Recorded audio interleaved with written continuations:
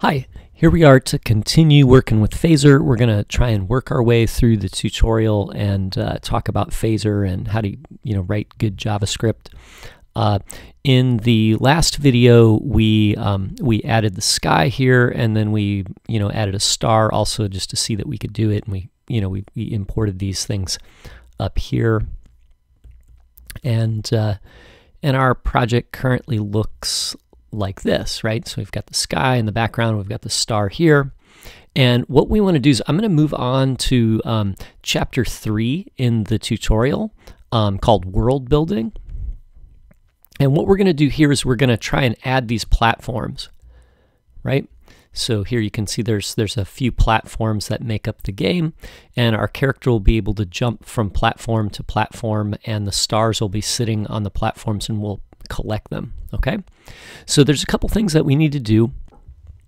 They've given us this block of code here, and it says, create. So that's our create function, and we've got that in the game scene class, right? And they've defined a variable called platforms, right? So they've defined this outside of the function. So this is essentially in this block of code here, this is a global variable, right? And we're not going to use a global variable, so we're going to make a couple small changes to this, right? So I'm just going to copy this block of code here. And what I'd like to do is the two lines here that make the sky are pretty short, and we really don't want the star in the scene, so I'm going to delete it. But what I'm going to do is I'm going to add a new method to the game scene, and I kind of like to do that rather than making create like one really long method with a lot of stuff in it. What I'm going to do is I'm going to make a function called create platforms.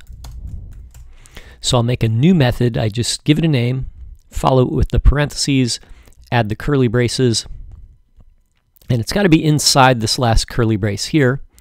And then what I'll do is I'll paste that code that I copied into this, the block right here, okay? Maybe I'll take out those extra spaces and the semicolons. Actually, it's kind of good habit to have the semicolons. But then if you're not going to have semicolons, you should just not have them anywhere. I'm going to take out these two. I don't know why. Wait, there's one more gone. Okay, so I think that's looking pretty good.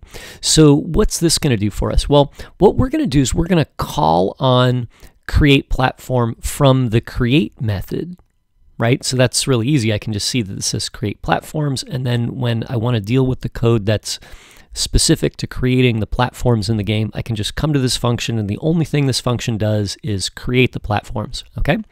So I actually copied this add image sky, so I'm going to delete that, and that'll clean that up.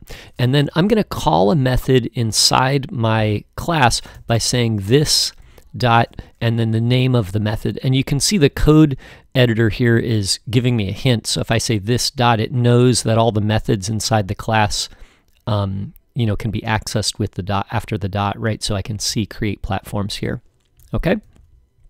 So that's pretty good. So the next thing though is looking at this variable here.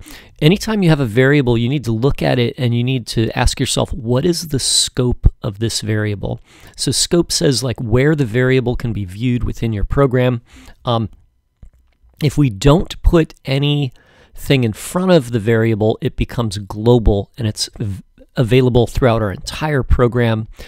Global variables are a little bit dangerous because, another section of the program, I could be in another file and I could create another variable called platform, and it could be global and it could overwrite or set a value that we don't expect on the variable that's used in this file, okay? So what we'd like to do is we'd like to assign this to somewhere, some scope, so we know that the variable is only seen by the program within a narrow range or just in one area, okay? So scope is kind of like where the variable can be seen, right? They've declared this one as a global variable with the keyword var. Since we've put ours inside of a game scene, if we want to assign it to an instance, we can put this in front of it. Okay, so if I say, this dot platforms, right, and I'll have to do them all, right? This dot platforms, then when we ask for platforms, we'll always say this.platforms, and it will be a variable that belongs to game scene. So if we make an instance of game scene, it will have a variable called platforms. Okay, so that's pretty good. Let's see how that did, what that did for us. Oh man, my platforms are still not showing up here. What do? Let's check for an error. Let's go to inspect. And what do we got here? It says undefined is not an object evaluating physics. Oh, okay, so that's really good. So our problem here is we haven't done the next step yet, right? So Phaser has a physics engine built in. So we can see we've done this step here, and if we test, it doesn't work. Don't worry about it. We're actually going to fix it in the next step. So in the next step here, you know, we can see that they're going to modify the config. Okay, the config object, and Phaser has a physics system built in, and physics lets us create like collisions between objects and you know, objects that bounce and collide with other objects and create like a physical, real world kind of sense of motion, right? But what we need to do is we need to turn it on and configure it. Okay, so you can see we've got the config object here, and it's got the type, the width, the height, and then the scene, and we've already got that, but you can see they've added another property here, okay, called physics, and then there's a colon, and then the value for this is another object that extends from here to here, and then there's, you know, default, and it's got a value, so we're going to use the arcade physics system. There's a couple different physics systems built in, and you can pick which one you want to use. And then we got to configure arcade, and we've given it a gravity, so it's got a gravity of y of 300, so objects will fall at a rate of 300, and then we can turn on debugging. They've got it turned off right now. So what we need to do is we need to copy this property physics and get everything from this curly brace down to this one. And remember, when we created the game, we moved our config into this config file. So I'm going to go back to config, and I can just set up my config here. I don't have to dig through another file. So this was kind of a nice way to do it.